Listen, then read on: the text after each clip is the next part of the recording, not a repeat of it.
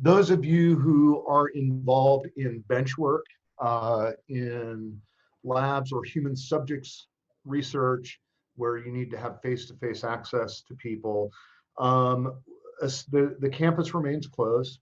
We know it will remain closed for at least 2 remaining weeks of the governor's updated order. After that, again, as to Donna's point, we don't know. We are allowing some research to go on. And Donna, I don't know if this is the appropriate time to share that decision tree, but I'll give a little more preamble, and then maybe you and Deb can take that over. Essentially, and there will be more detail in what Donna and Deb show you, but essentially what we're allowing is any vertebrate animal related research that, if we don't conduct, would require euthanizing the animals.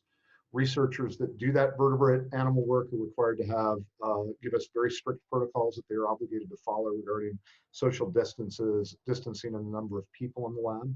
This was a difficult decision that we struggled with early on with PIs, with the attending vet, Shelley Knight, with Aaron Rasmussen, who is the IACUC chair, to really balance the ethics of euthanizing animals against the ethics of conducting safe research so that human beings don't get sick.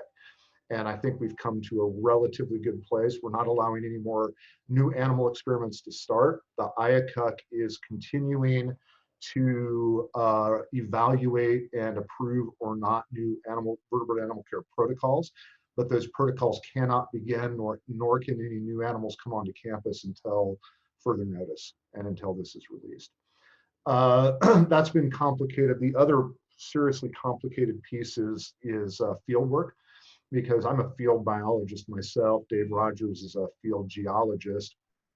And so both of us have a very personal and close handle on what it's like to do research out in the middle of nowhere, where you're the only person, or maybe with one other person around you. And this has been, I think, difficult for me to deal with, because I know you can do this stuff safe and socially distanced.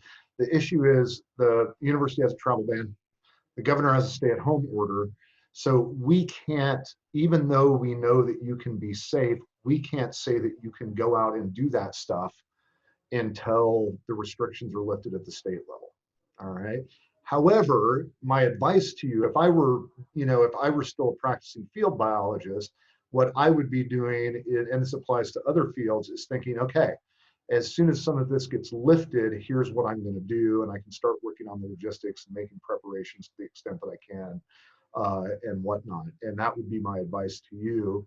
For folks that are doing other types of research, that's my similar advice. Have a plan in place that is, and we don't know what the guidelines will be, admittedly, but that will allow you to ramp up as quickly as possible once the restrictions are put away.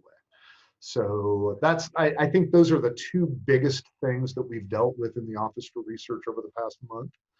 And that may or may not spur any questions.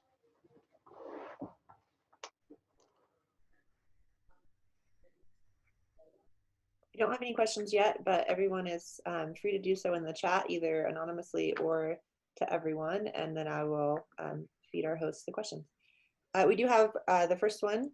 With pending budget cuts coming, what happens to grants from Office of Research that have already been awarded but not spent? Are those at risk of being lost before their expiration? Related, is there a possibility of extending those grants, since with travel bans, research timelines have been interrupted and will need to be rescheduled?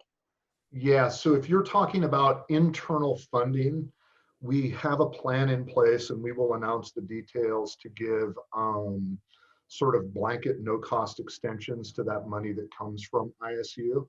Now, and Fred can speak to this a little bit. I think we've got a plan in place. Fred's the UBO for the Office for Research, but we may have to steal from next year's money if we can't roll this year's money over into the next fiscal year. But as of now, we plan to honor the currently awarded research grants in the office. Fred, do you have any comments on that? Just that we will need to know. If you intend to do that, we'd like you to let us know what your new projected end date is going to be so that we can approve that and then also plan accordingly, because the extent to which it impacts next year's budget will be influenced by how much of that spending is going to occur next Deb, year. have we talked about a process for that? We have not. Okay. So I guess what I'm saying is please let us let you know when we know a little bit more, rather than sending us a whole ton of independent emails, because that way we can help provide you with some guidance on what we need. And I think, Dave Harris, didn't we talk about just a blanket extension? We did, and we've already provided 6-month blanket extension for every current internal grant award. Okay. Yeah, that's right. Okay, great, thank you. The next question is, can I get a technician into my lab to do some necessary maintenance, assuming his company allows and I don't involve any students? You would have to make the case, and I'll let Dave and Donna speak. I don't mean to monopolize this, but you would have to speak, you would have to send us why this is a time sensitive thing. If it's just standard maintenance that's not time sensitive, then no. And so I think that's a very much a case by case thing, but you'll have to really document why it needs to happen now, because again, the campus is closed. We are, if someone needs to go in to maintain a piece of equipment or so that it will keep running, those things are allowed. But like Scott said, if it's not. Let's be a little careful there, Deb, because what that question was about was a technician that is coming from the outside into campus. And if the PI needs to come in to check on a freezer or do something like that, that's okay. Just don't abuse the privilege. But I do want to distinguish between somebody coming in from the outside and a faculty member, let me be really clear, of the ISU community, or staff member coming in. Students can't come in to do this stuff though. Okay. What happens to future research money, including travel money? Will budget cuts mean that we no longer have research support internally? Well, as I mentioned, we are going to, we're going to roll forward the deadlines of currently awarded grants.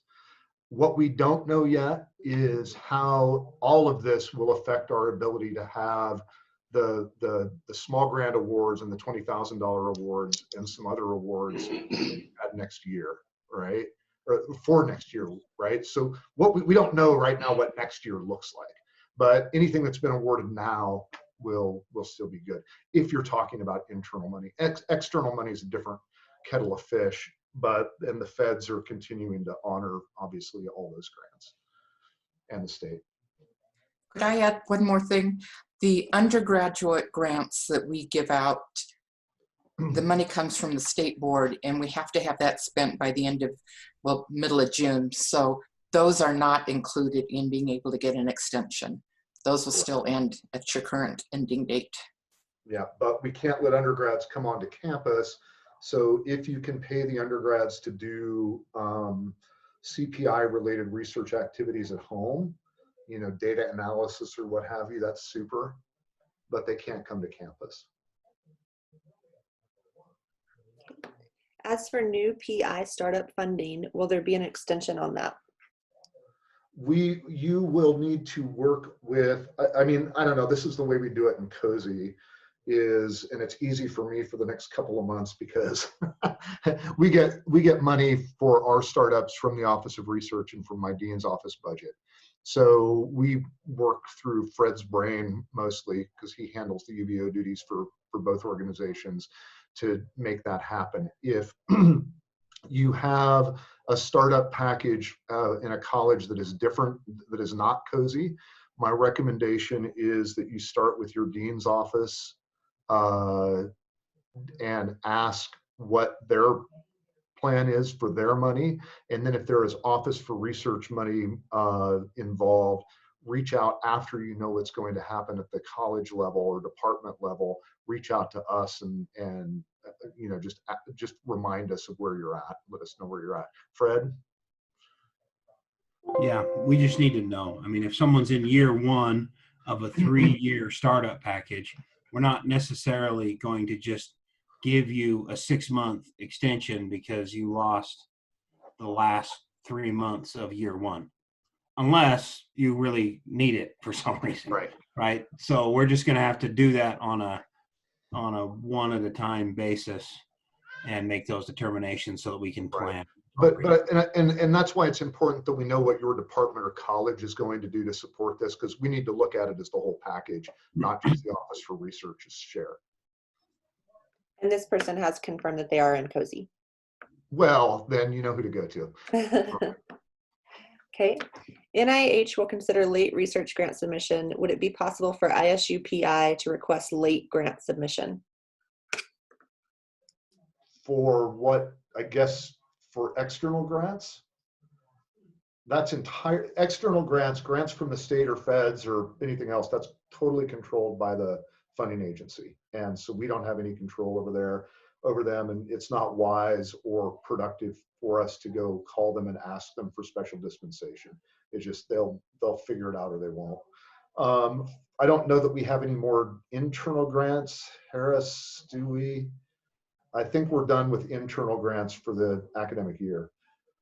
So there's nothing more coming up internally. Externally, though, that's totally dependent on the funding agency and out of our hands. And we are finished with the internal rounds for the academic year. Okay. Okay, this next question is for David Rodgers. How about CAES ISU internal grant money? Is it possible to extend after August 2020 or submission of report? That's a good question. Yeah, I think we can probably arrange something like that. We had already carried that money a little bit into the next fiscal year, so that shouldn't be a problem. So yeah, I'll put out a note to the 5 or 10 people who have that type of money, and we'll give you a 2 or 3 month extension.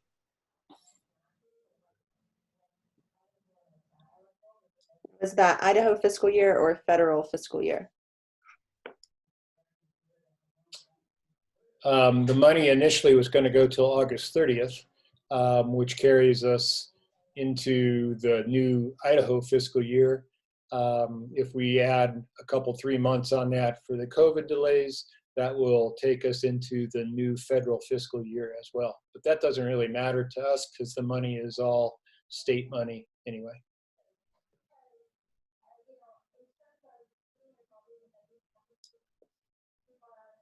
Okay, no new questions right now, but that also means no waiting.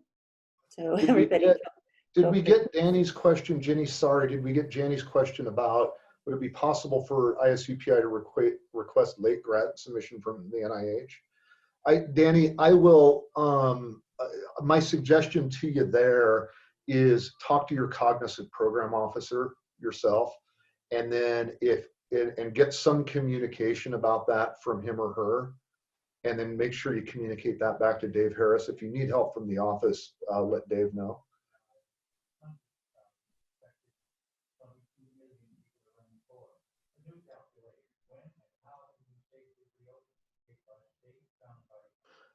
Late submission to NIH may be accepted if OSP is considered closed. We're not. We're open. So you can't use that, unfortunately, for you if you were thinking as an excuse. Dave's shop is open for business. Okay. For COVID-related grants / contracts that may be time sensitive, is there any expedited process for contracting? Dave Harris. Hang on. Can you repeat that question? Absolutely. For COVID-related grants / contracts that may be time sensitive, is there any expedited process for contracting? You know, if anything, the one thing that this has allowed us to be is online and completely accessible at any given time. And so all of us within the sponsored programs, which is the pre-award side of things, are extremely accessible via text, phone call, or email. And we are able to turn around items within hours. if we are made aware of them. Now, one thing that we would want to make sure is that we're very make sure that you bring us up to speed on what your needs are and when the deadlines are and how we can help you and let us get that into our queue. We'll follow it all the way through. So as far as a formal process, no, the same process holds true. But again, we're allowing for email verifications of approval by your departments, electronic signatures, DocuSign, all that kind of stuff, so that we can expedite things through the system. Okay, thank you. If someone has an external grant that requires field work that needs to be completed by 6/30/2020, can students work on the project and use ISU motor pool if it can be argued that it is essential? Will ISU policies and procedures allow this? No, flat out no. We can't use motor pool vehicles now. As I said, and the questioner may not have been there at first. As I said, this, and as Donna said, this is changing rapidly, all right? I think we're gonna know, well, we thought we'd know more with the latest governor's announcement, and we didn't. So we hope springs eternal that we'll know more about guidance for that kind of a question on May 1st. But I don't anticipate kind of they're not gonna just open up the gates. I would hope that we would be in a place, if you can get, here's where I think what you ought to do with this situation is start doing contingency planning, that if you've got to have this done by the 30th, then work backwards from the 30th and ask yourself, when is the last possible date I can start this for it to move forward, even if it's an accelerated pace. Now, I think it also depends on if it's a 6/30/2020, that almost sounds like a state fiscal year deadline. And if that's the case, then there may be some opportunity to push off when the work needs to be done. But that's something that Dave Harris could help you with. Okay. What are your expectations from research faculty at this time, and what can we do to help you and make life easier? Oh, that's awesome. That's my favorite question so far. Thank you.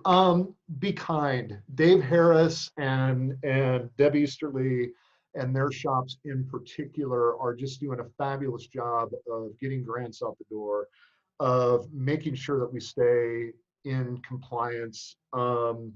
Dave, Rodgers, and Donna are doing a great job of working at the campus level to help us understand the policies and to communicate back with you. So I think we're doing a pretty good job, but patience and encouraging words of support help a lot. And just knowing that we're doing everything we can to get your research up and running, but that there are much bigger forces at play here. Thanks. How can we best support first-year MS students who may lose at least one summer/semester? Can we provide a tuition waiver and/or stipend extension for a semester? Donna, have you picked up any of that? I haven't picked up any of that, and I think a lot of it is going to be very much dependent on what the budget looks like next year. And of course, we have no idea. I mean, we're looking at cuts, but what is enrollment going to look like? So there are so many questions that are still in play with next year's budget that if we're projecting forward, it's just really hard to even make a guess at this point. I could add something to that answer. There won't be any tuition waivers. The State Board of Education has to approve tuition waiver. So unless someone asks the board for that and gets a dispensation, that's unlikely. The likelihood of there being additional money made available in the future also seems pretty slim. So if you have a graduate student who's going to need an extra term, that means you have to plan accordingly within the allotment that you have. Someone else a year and a half from now might get bumped. It's just a planning issue. The likelihood of additional funds for that is very slim. Okay. Can the students still work in the field and not use the motor pool? The department has its own vehicle for use. No, they can't use any Idaho State University facilities until the travel ban is released, and a university vehicle is a departmental vehicle, etc. So no, they can't do that. Okay. Are there processes in place to simplify the cayuse process, such as reducing the number of signatures required? Well, I don't necessarily know that that's a COVID-related question, but we're always trying to refine that. Currently, the number of signatures required are dictated by the number of PIs and the involvement across campus, the cross-cutting involvement across campus. And so, if it's a single PI with in a single department, typically there's only 3 to 4 stops, signature stops. If it's multi-department, multi-college, they just seem to add on, and there's not an awful lot we can do about that with regards to reducing those numbers so that we have the appropriate approvals. But we are renewing our commitment to shepherd those approvals along and try to remind the next person or bring it to their attention, so that we realize in this electronic age, emails get lost, and so we're trying to keep those approvals moving so that things move through the system quicker. If graduate students are unable to come to the lab, can we make long-term loans of equipment to keep students moving forward? How to ensure this equipment? I would advise against it strongly. I think you're asking for, it's not that I don't trust the students, but there's transportation issues. There's liability issues if something were to be damaged or stolen. It is Idaho State University property, so I think you get yourself a heap of trouble there by letting students have it. The other concern, of course, that I have is not knowing what kind of equipment is. We can't be sending home any chemical reagents or other potential hazardous materials with either faculty or students. Does anybody else on the team have comments about that? Okay.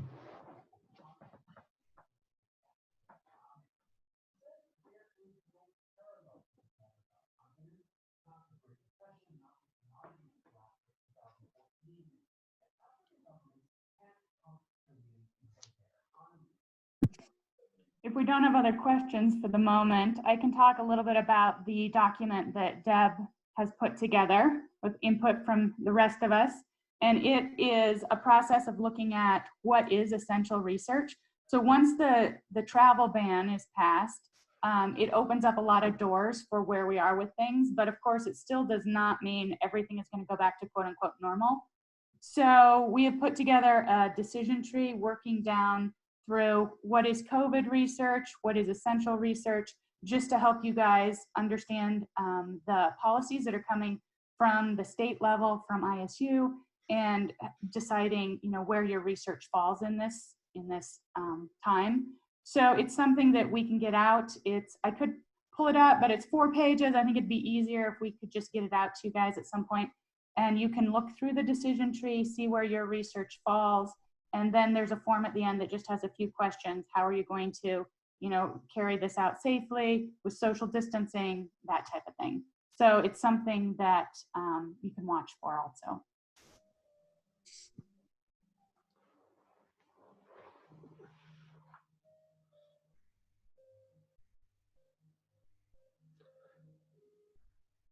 Anything coming, Jenny? No new questions at the moment. Okay. Well, let's wait a couple just in case, and otherwise I think we may just let y'all get about your days. It's a pretty day outside. I hope y'all have great weekends. Okay, we have one that just came in. Once the opportunity is made to reopen campus, how long do we expect it will take to allow faculty and students back onto campus? Again, a really super question, one that we don't know. We are now in, I believe, what is called tier 2 of our plan.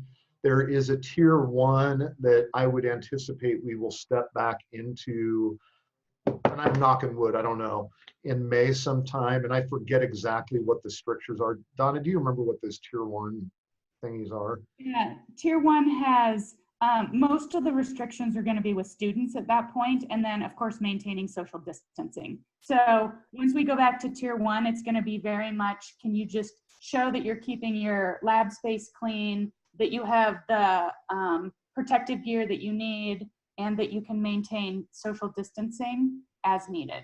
And yeah, we're in level 2 right now. So we're hoping we'll go back to level 1 at some point. But just looking at what the CDC says and what the state health agencies are saying, even getting back to stage 1 is probably going to be done piecemeal by piecemeal.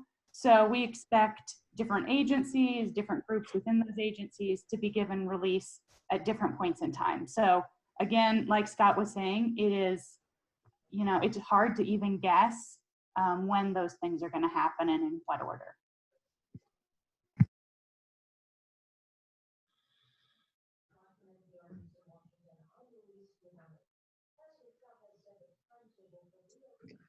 Is the return to active use of labs going to correlate to the essential research document?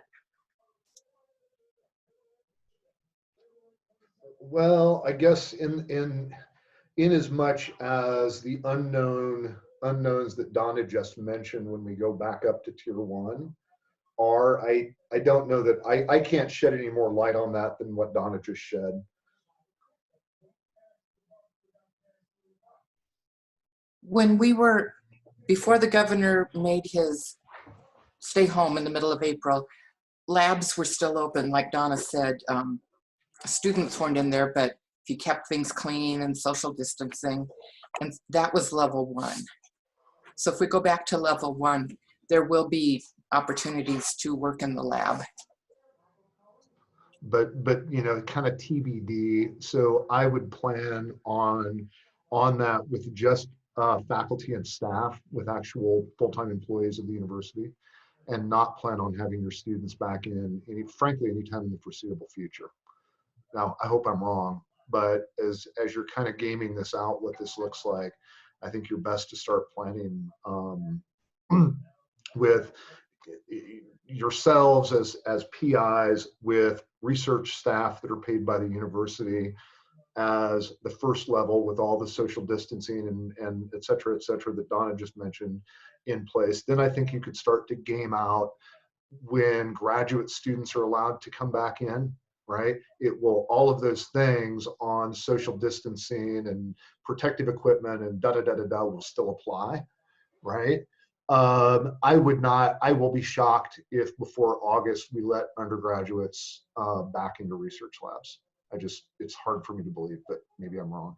So I would plan to the graduate student level at some point, but I wouldn't get too dependent on bringing undergrads in. Is there any indication at all on when the ISU travel ban might end, or is it dependent on the protocols? It's dependent on the governor, right? I mean, that really depends on the governor. We have our protocols, but until the governor lifts the statewide stay-at-home order, and even after he does that, there's still going to be substantial restrictions on our movement as people within the university. And so we're just going to have to wait and see. We're hopeful that maybe on May 1st or April 30th, we'll get some news on that when he revisits. But as I said earlier, we had hoped we'd get some more information 2 days ago, and we didn't.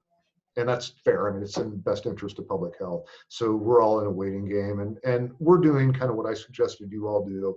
We spend time kind of gaming out the what ifs, realizing that may be a lot of wasted mental energy, but you know, gives you something to do. Okay. Once we're back in the lab, we will want to have face masks. Will the university be providing these? Deb, Donna, you may be privy to conversations. As far as I know, we don't know yet.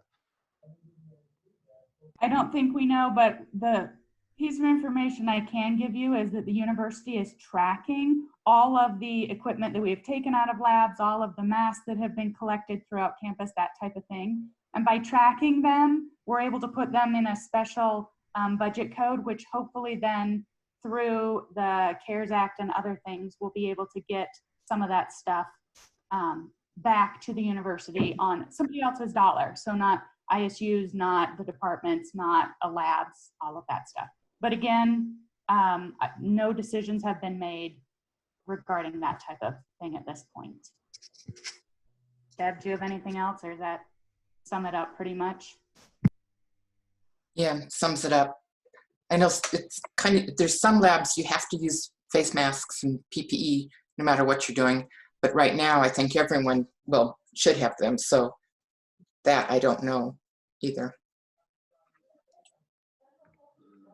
Okay, are paid students considered to be research staff? No. Students are students, and we will have to have special, like I said, and this is for the future, right? It's not now. But for the future, I expect full-time FTE employees of the university to be the first ones allowed back into research labs. So that'll include faculty and research staff. After that, I expect, don't know, but would expect, and I have no idea what the timing is, graduate students to be allowed next. And I would not expect undergraduates to be allowed for quite some time. Follow-up question to that, are graduate students different from undergraduate students? In the way that we're thinking about it as a university, yes. Is there any insight from the VP of Finance regarding how overhead will be redistributed? No, because the VP for Finance and the Office for Research team have been consumed by budget cuts and everything that we're talking about today. That's not going to happen. That'll happen sometime next fiscal year. Okay, the next question is for Dave Harris. For internal grant, which will expire 6/30/20, can we get an extension of at least a month or two to pay graduate students to work in the lab who are working on the project? So those projects that are currently active, which it sounds like that is one of them, they've already been given a 6-month automatic blanket extension.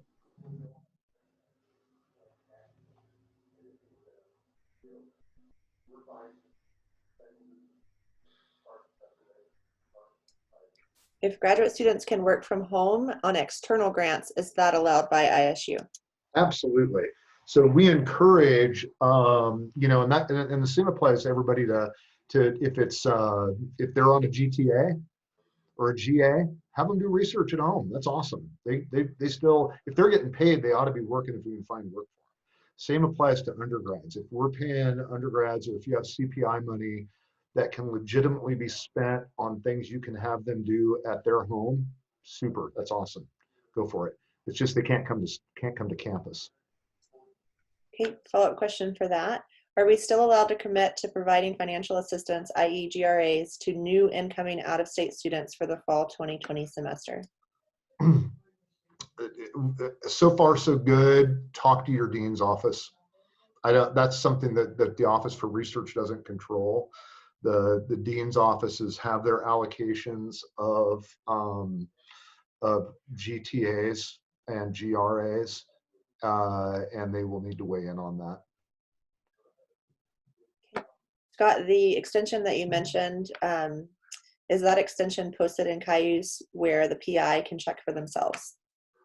Oh, for the internal stuff, Dave, did you send an email out? I don't even know. Yeah, the internal grants, an email was sent, and an email was sent for every current or currently active project. The ones that were just actually awarded within the last week or so, there'll be another email going out about those, extending those out as well.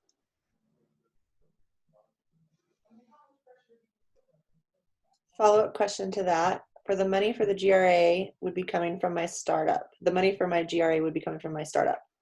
Oh, it's you, Dan. Hi, Dan. Yes, as your dean, unless Fred starts throwing stuff at the screen, we fully plan on supporting our startup commitments. So I would plan to move forward.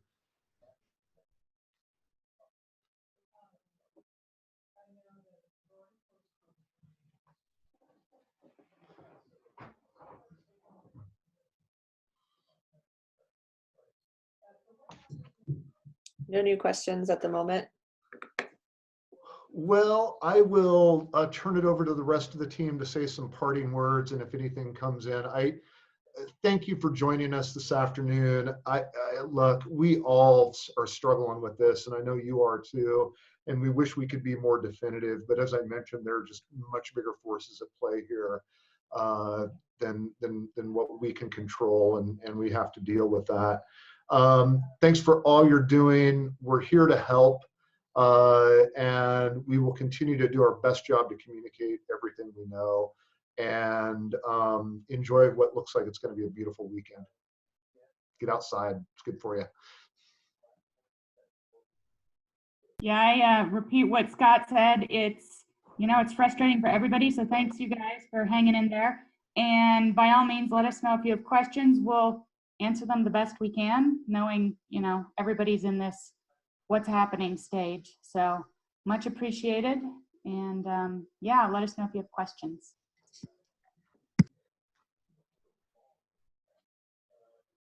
All right. Thanks, Jenny. Thanks for having me. Okay. Thanks, everybody. Bye-bye.